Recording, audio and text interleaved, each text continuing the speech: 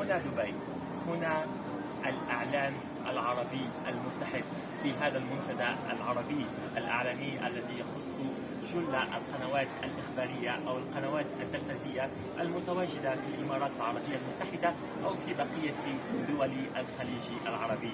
تجتمع جل القنوات هنا لتناقش أمرا واحدا: كيفية الارتقاء وتطوير المشهد الإعلامي العربي. تحضر جميع القنوات العربية هنا في مختلف الفضاءات في هذا المنتدى العربي الحر، وتدور مختلف النقاشات والندوات بحضور جماعة ومسؤولين كبار من القنوات العربية حتى نتناقش ونتحاور في سبيل تطوير المشهد الإعلامي وترويج الثقافة العربية.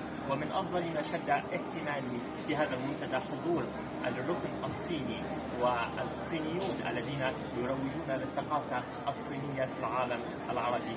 هو إعلام يسعى لتحقيق كلمة واحدة ومتحدة، هو إعلام حر نزيه وهادف.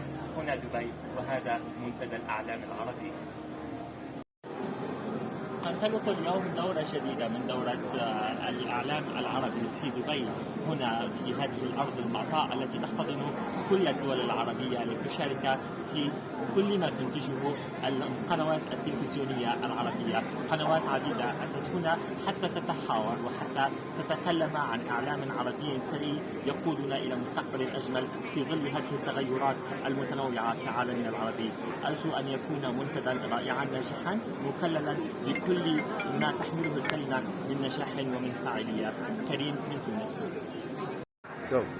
الإعلام العربي والتحديات الكبيرة في إعلامنا العربي. هنا دبي ملتقى كل القنوات العربية التلفزية التي تجتمع هنا لتتكلم وتكون صوتا واحدا لكلمة حرة وإعلام ثري يرتقي بإعلامنا العربي ويكون يدا واحدة من أجل تأسيس دولة عربية تقوم على إعلام حر مستقل. تحضر في هذه الندوة جميع القنوات العربية أو أغلبها القنوات الإخبارية التي تسعى لنقل أخبار تعكس واقعا عربيا نرجو أن يكون جيدا في مجمله. كان معكم كريم كريدة من تونس من منتدى الإعلام العربي هنا دبي.